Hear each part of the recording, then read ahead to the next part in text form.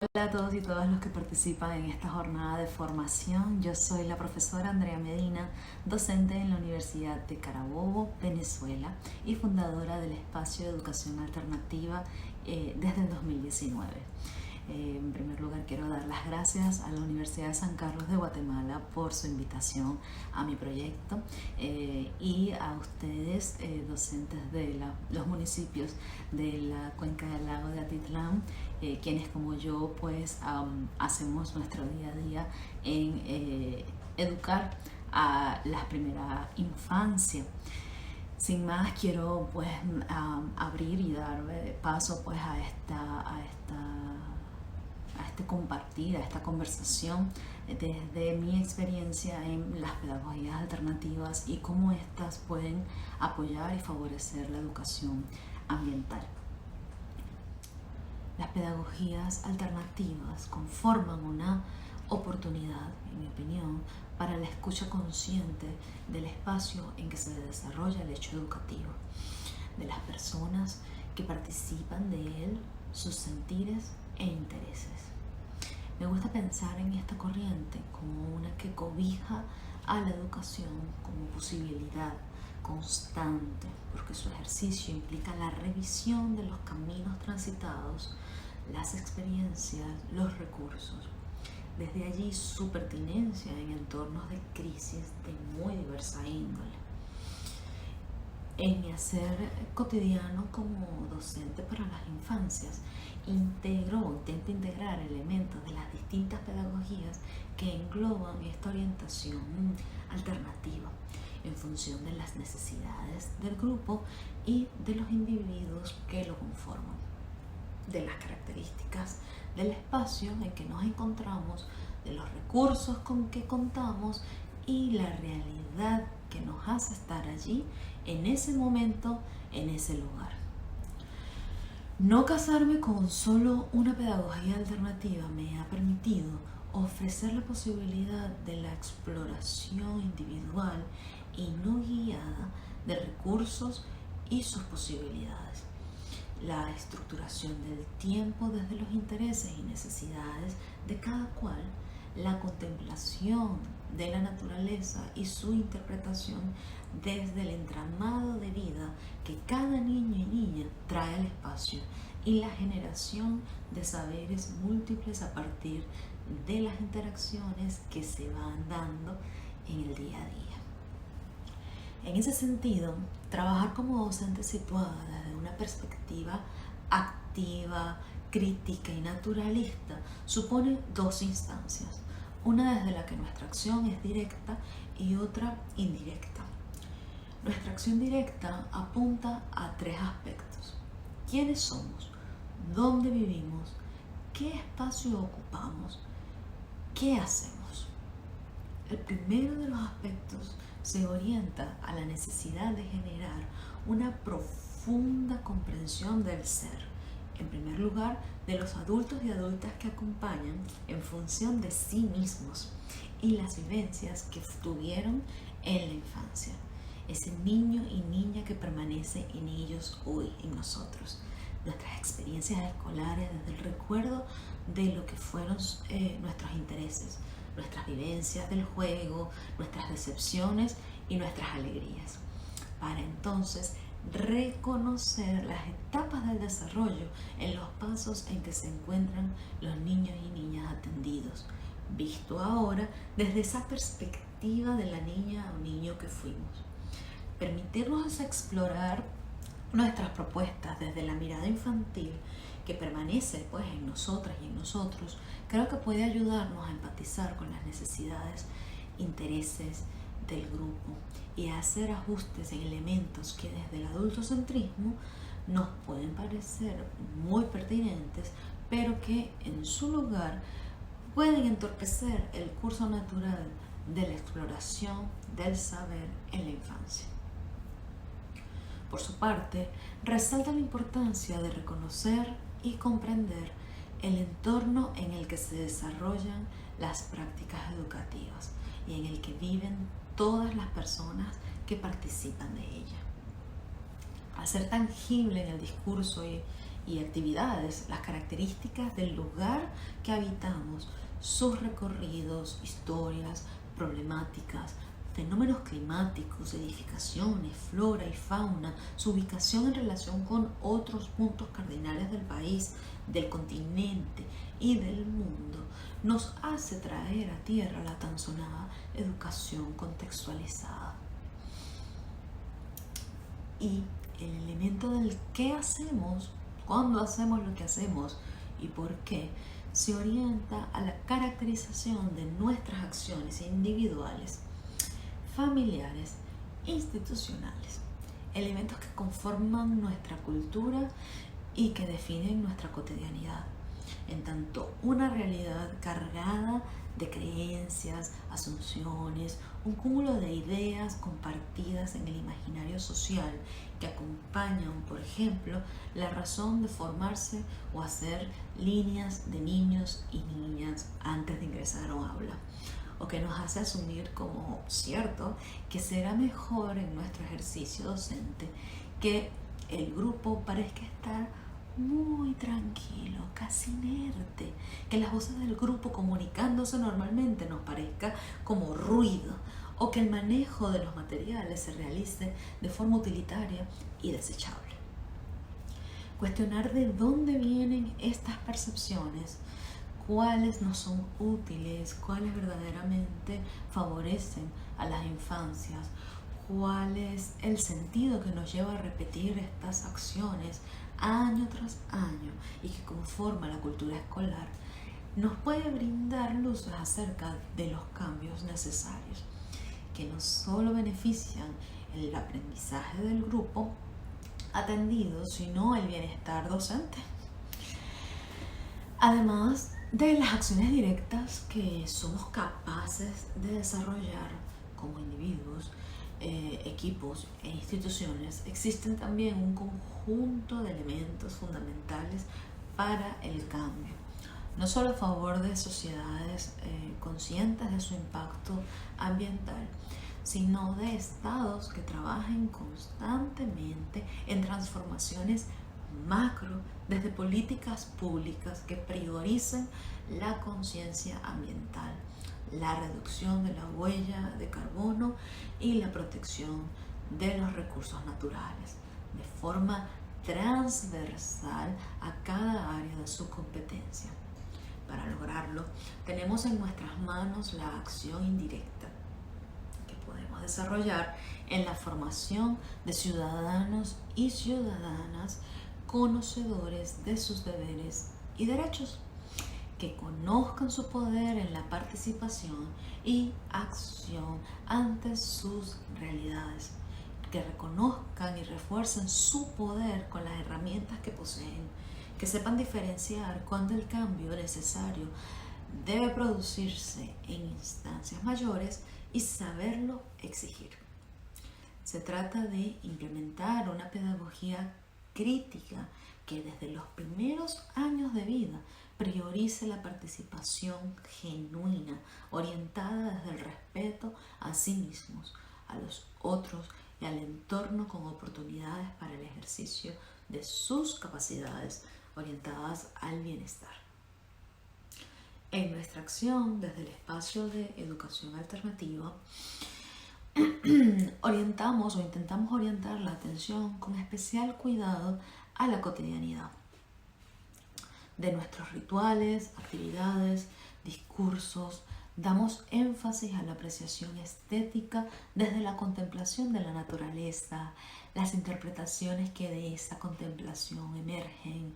a la disposición de los objetos en el aula, la preparación de una mesa para merendar, la decoración del espacio para un evento especial. Damos lugar a la autonomía no solo en los tiempos y ritmos que marca cada participante en sus rutinas y actividades, sino en el equilibrio orden-desorden,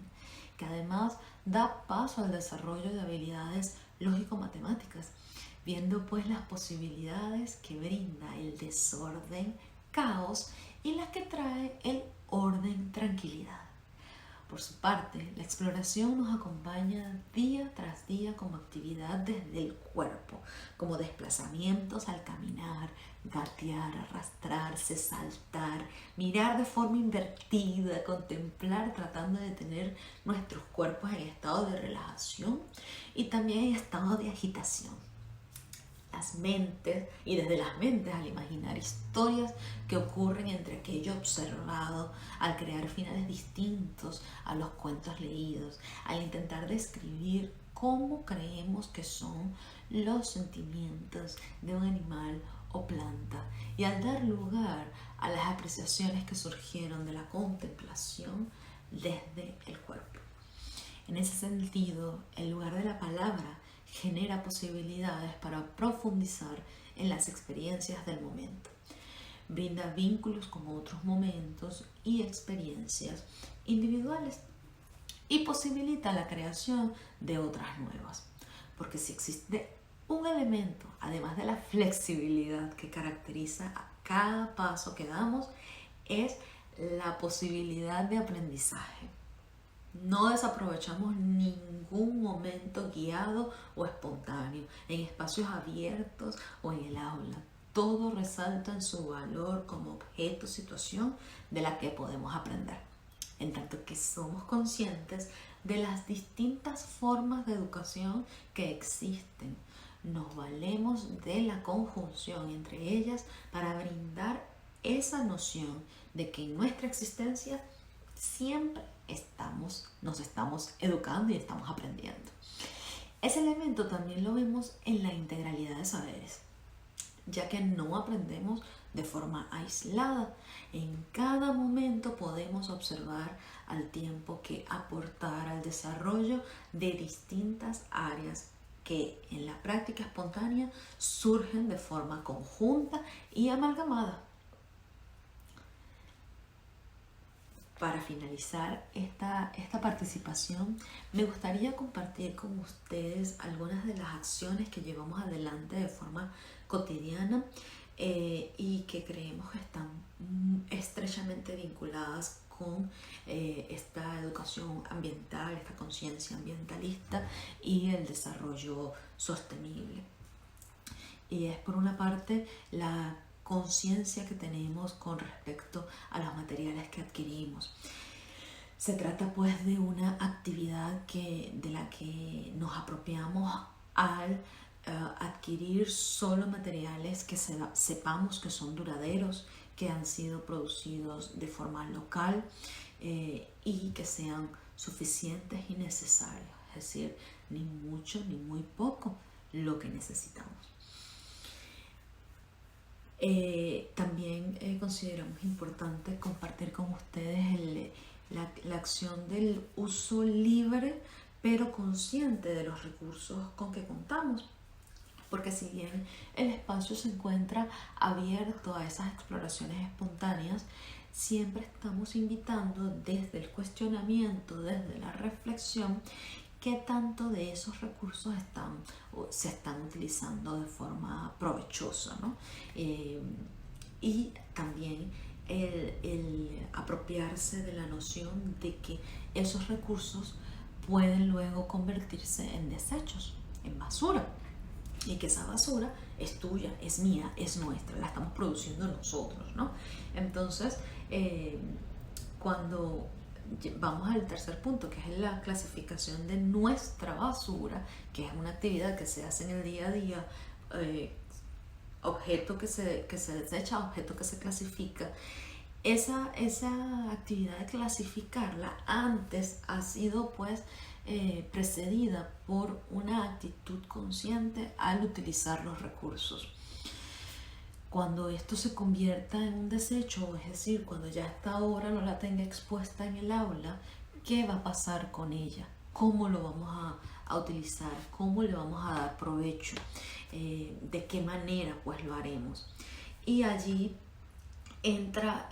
un elemento que resaltamos muchísimo, que es el uso del papel, siendo uno de los desechos que más producimos en un aula de clases.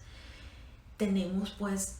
espacios en el aula destinados particularmente a la clasificación del papel para su uso futuro, bien sea desde retazos que han sobrado de recortes de otros papeles hasta el reuso por ambas caras de un mismo papel, o el uso que luego podremos darle a ellos haciéndolos pedacitos para crear papel, digamos, de cero. Para hacer carteleras, para escribir sobre ellos, para crear libros, para crear títeres de papel, etcétera, etcétera. También tenemos lo que es la reutilización de recursos que fueron creados para un solo uso, porque si bien buscamos generar esta noción de la conciencia del uso de materiales que sean duraderos en el tiempo, hay siempre, pues es recurrente el que vengan al aula algunos recursos que son de un solo uso. Entonces hacemos partícipes a los grupos de niños y niñas acerca de cómo podemos darle mayor durabilidad en nuestras vidas a esto que ha venido o que se ha producido para utilizarlo y luego desecharlo. Y esto lo vemos en, por ejemplo, el uso de platos desechables, una vez para hacer relojes solares, otra vez para hacer máscaras de carnaval, otra vez para recortar esas máscaras de carnaval y utilizarlas como figuras geométricas, para aprender acerca de las figuras geométricas. Y así vamos, digamos, pues dando no solo una capa de uso, sino otra y otras cuantas no sean posibles, ¿ok? Por último, tenemos lo que es la vivencia de la diversidad, y que entendemos como hecho humano que nos es inalienable, que pertenece pues a cada uno de nosotros desde el momento en que estuvimos en la etapa de la gestación. El arropar y cobijar y proteger esa noción de la diversidad en el aula, que nos hace pues apostar por la heterogeneidad en nuestros grupos y entre nosotros como adultos también, nos hace siempre velar por el no homogeneizar, sino por incentivar que esa heterogeneidad que ya existe porque es natural, además de verla como algo que es natural, incentivarla como una oportunidad para aprender constantemente, ¿ok? Porque cada quien trae vivencias diferentes, porque cada quien trae apreciaciones diferentes, porque cada quien trae tiempos y maneras y formas distintas, y de ahí, bueno, muchas otras diferencias que nos caracterizan, como esto puede ser una oportunidad para el aprendizaje y no buscando limar esas diferencias para hacernos parecer que somos iguales, ¿no? Creemos que favorecer esta noción de las diferencias, de la diversidad y de lo heterogéneo como natural, nos hace disminuir los niveles de agresividad que vienen con la carga de hacer que todos hagan lo mismo siempre, hacer que todos se comporten igual siempre, que a su vez creemos que invita a una noción y a una apreciación de lo diverso en el afuera, cuando lo aprendemos a valorar en el adentro y en las relaciones que establecemos con los otros. Esa misma noción se traslada y se puede trasladar a el entorno, ¿no? Al espacio, al lugar que habitamos, desde el lugar material, esos recursos con que contamos en el espacio físico y esos recursos con que contamos en la naturaleza, ¿no? En el ambiente afuera del aula, en el espacio abierto. Y por último, ahora sí,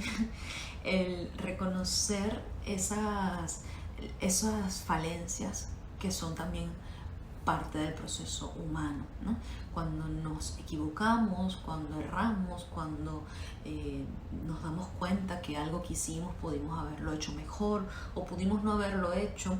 el hacer ese proceso de reconocimiento del error como algo que se presenta dentro del aula, que se habla, que se discute, que está allí y que no se disimula, que no se elimina, que no se tapa, que no se esconde, nos invita como adultos a hacernos obviamente más humildes, pero también nos invita como adultos y a nuestros grupos de niños y niñas desde el ejemplo a entender que estamos aprendiendo a ser mejor cada día y que este proceso, hablando pues del proceso de concienciación ambiental, podemos vivirlo desde el reconocimiento de eso que hemos hecho antes y que nos ha aportado a ser mejores ciudadanos pues de este mundo. Entonces esa noción y esa valoración del error como algo que ocurre y que puede ser positiva para el aprendizaje nos caracteriza también como equipo de trabajo que aprecia la biodiversidad y que aprecia la diversidad entre nosotros también. Espero haber sido útil para ustedes con estas palabras, con estas experiencias que se han venido construyendo en el día a día con el trabajo que llevamos adelante desde el espacio de educación alternativa. Quedo a disposición de ustedes para cualquier consulta o duda. Pueden ingresar a nuestros perfiles en redes sociales o a nuestra página web también para aprender un poco más de nuestro proyecto. Y cualquier aporte, duda, consulta, cuestionamiento que aparezca a partir de esta conversación, espero que puedan hacérmelo llegar y con gusto estaremos conversando por allí también. Un abrazo y que siga esta jornada tan linda y exitosa que aplaudo desde acá.